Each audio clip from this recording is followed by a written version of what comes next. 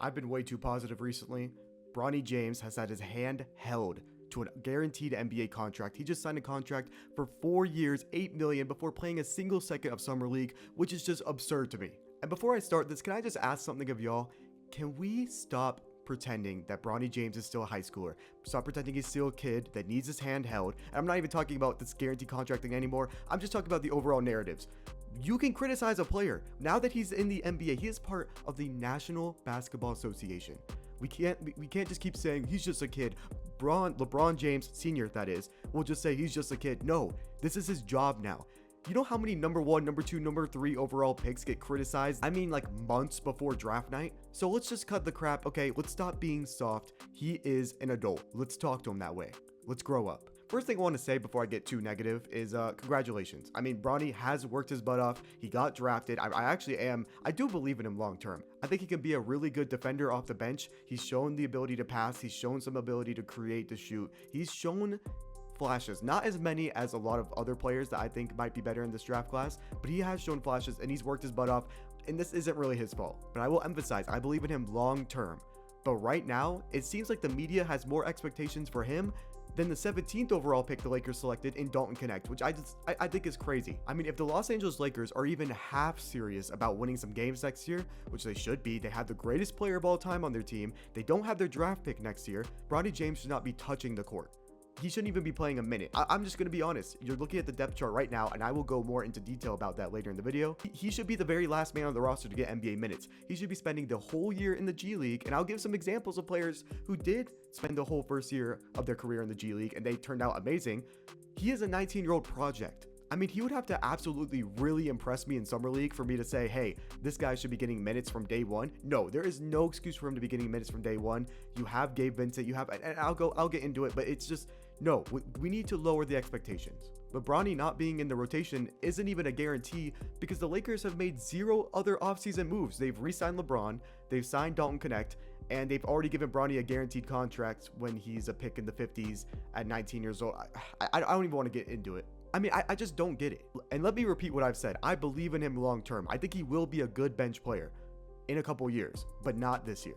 When Bronny was drafted 55th overall in the draft, I did not care. I didn't want to make a video. I was actually happy for him. I thought it was a good pick for the Lakers. And I saw some people saying, well, he was drafted over some people who deserved it. That doesn't matter. If you're picked in the 50s or undrafted, you're pretty much in the same spot. I mean, there were like, the second that the draft ended, there were like 20 guys who got a 2-way contract, like immediately. Or maybe like a contract just for the Summer League. I don't know. But there's really no difference between being drafted in the 50s and being undrafted. So I didn't mind at all. I was actually just happy for him. I didn't want it. I mean, the only kind of criticism that they really deserved for that was Rich Paul saying if any other team drafted him, he would have been playing overseas or something, which is, in my opinion, stupid. You should be letting your player dictate his own career, but whatever. But these contracts that the undrafted players got were not guaranteed contracts, which is why I'm upset. I am upset that the fact that Bronny James already has a guaranteed contract for 4 years while not playing a single minute of Summer League, while the Los Angeles Lakers have made 0 free agent moves. I don't understand it. And I'm upset because 2 years ago, I went to the Memphis Grizzlies and Philadelphia 76ers Summer League game, and I watched Kennedy Chandler, who was the 38th overall pick, play 1 quarter of Summer League basketball, leave the game, and then while he's not playing in the game, while he's on the bench, I get a notification on my phone saying Kennedy Chandler has signed a contract with the Grizzlies, and then he went back out. He got his contract mid-game, and he was the 38th overall pick, which is about 20 spots higher than Bronny. So the Grizzlies even just want, and this is a guy who was supposed to be in the first round. Okay, so they just wanted to see 1 quarter of him play before really signing that contract. They saw him play, they said, yes, let's do it. Why couldn't the Lakers do that? Why did they have to make the contract right now? And maybe if you're watching me get mad, I mean, it kind of is semantics, because if Bronny had a decent Summer League game and then I saw he got signed to this contract, I wouldn't be as mad. But the fact that he hasn't played a single minute yet, that's what drives me crazy. Last year, Isaiah Wong was drafted in the exact same spot that Bronny James was, and he was never given a guaranteed contract. He was given a partial contract. And a couple days ago, Twitter reminded me of this, and someone thought they were so smart by saying, well, maybe he just had a bad agent because Trace Jackson Davis got a guaranteed contract immediately. No, Trace Jackson Davis is an exception. He was one of the biggest NBA draft followers ever. I mean, I swear he was projected to be like picked 20th, 22nd, 23rd. Honestly, he was kind of projected to be the Warriors' first round draft pick. So for him to fall all the way to pick 57, and he's a 4-year guy who was one of the best college players in the world. Like, that makes sense. Bronny James getting it, I don't get it. And yeah, the Warriors needed a big. The Warriors were trying to win next season. So Trayce Jackson-Davis was going to get minutes because he was a veteran guy who's already like 23 years old. Bronny James should not be getting minutes next season. So maybe if Bronny was 23 and the Lakers needed him, that would make sense. Like a Dalton Connect kind of thing, just for the second round. But no, Bronny James is a project. Trayce Jackson-Davis was perfect for the Warriors.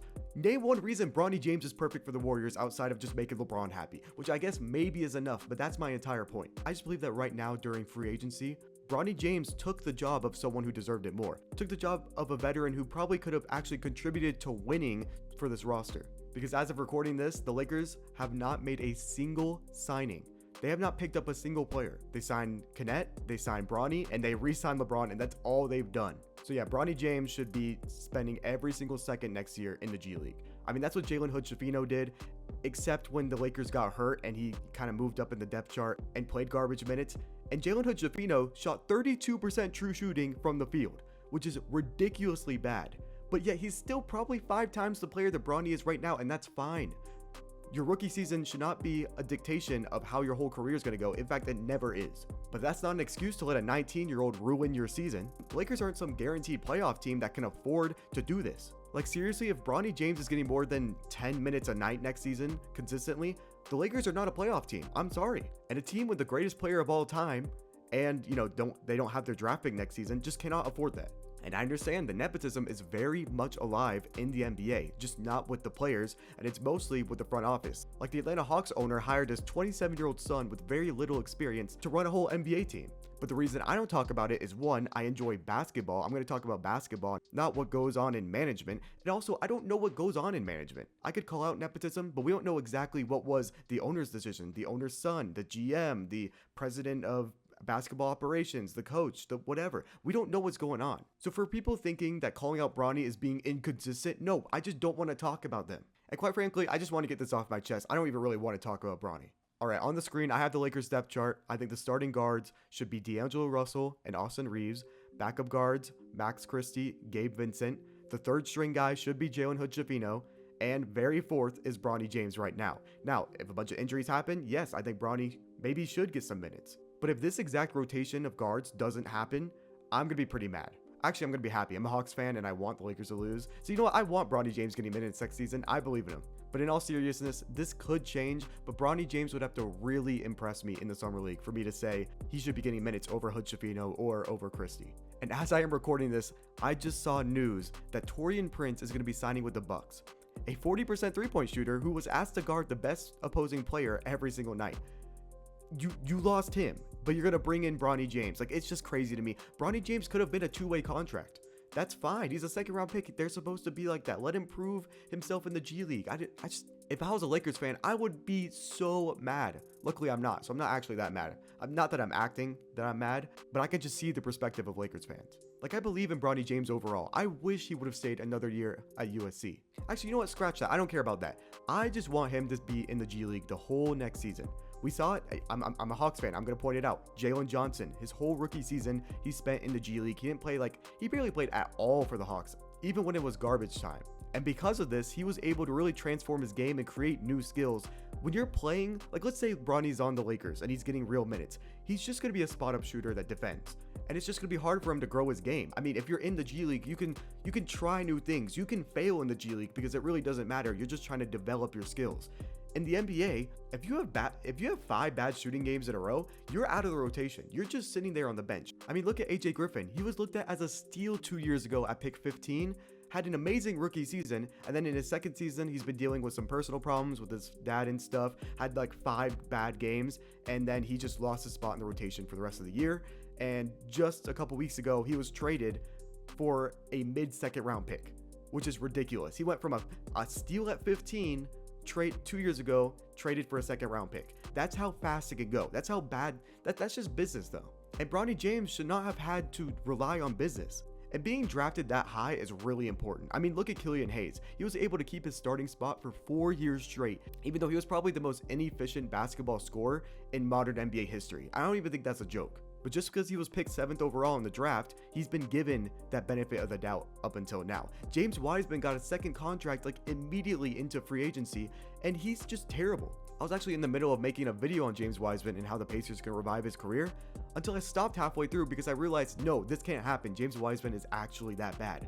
But because he's a former second overall pick, people just see potential and they're just going to draft him. And Bronny James could have had that kind of benefit of the doubt, but chose to enter the NBA as a 55th overall pick. I don't get it. I want to end this off by saying I just hope that Bronny James can hit his open threes, because when LeBron Sr. leaves the league, I mean, nepotism won't be very much alive. I feel like people won't really care about Bronny, so you better be good. I'm rooting for him, don't get me wrong, but it's a tough world we live in. That's all I've got to say. This is way more of a rant video than an actual informative or persuasive video or anything, which I normally make.